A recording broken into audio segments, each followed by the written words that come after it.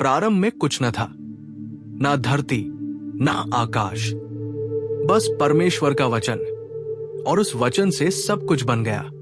आकाश, समुद्र, सूरज, चांद और तारे। और परमेश्वर ने मिट्टी से मनुष्य को रचा और अपनी सांस उसमें फूंकी। आदम जीवित आत्मा बना। उसने गार्डन ऑफ ईडन में आदम को रखा, एक स्वर्गिक बगीचा जहां हर प्रकार का फल, जानवर और शांति थी। आदम अकेला था और परमेश्वर ने कहा, मनुष्य का अकेला रहना अच्छा नहीं। उसकी नींद में से एक पसली ली और उससे स्त्री बनाई, हव्वा। और आदम ने कहा, ये मेरी हड्डियों में से हड्डी और मांस में से मांस है।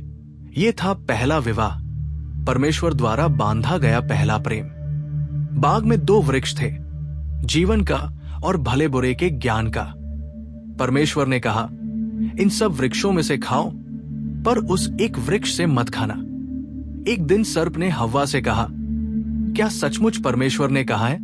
हव्वा ने देखा कि फल खाने योग्य है, और फिर आदम ने भी खा लिया, और तब उनकी आंखें खुल गई। पर अब वो निर्दोष नहीं रहे, और वे अपने आप को नंगा देखकर शर्मिंदा हो गए। जब परमेश्वर बाग में आया, वे छिप गए, और परमेश्वर ने पूछा, तू कहाँ है? और परमेश्वर ने कहा, तूने मेरी आज्ञा तोड़ी, अब तू श्रम करेगा, दुख पाएगा। उन्हें बाग से बाहर निकाल दिया गया, और जीवन के वृक्ष की राह पर स्वर्गदूत रखे गए। परमेश्वर ने उन्हें अकेला नहीं छोड़ा। वो वचन दिया, एक दिन एक संतान आएगी, वो सर्प का सिर कुचलेगा और उद्धार लाएगा।